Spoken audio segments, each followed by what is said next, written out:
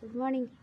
আজ এসেছি জগন্নাথ দেবের মন্দিরে চিত্তরঞ্জনে, একটা কাজে এসেছি, তারপরে ভাবলাম একবার মন্দিরটা দর্শন করে যাই।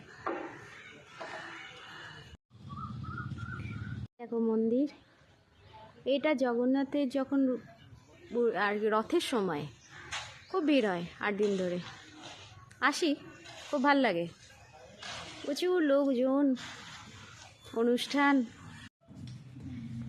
এই দেখো মন্দির,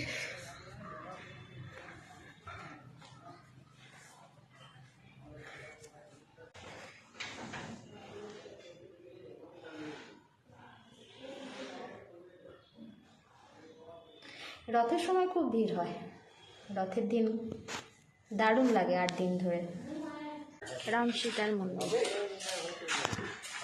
তালা বন্ধ, ঢুকতে পারছি না, জানি না তোমরা দেখতে পাচ্ছ কিনা।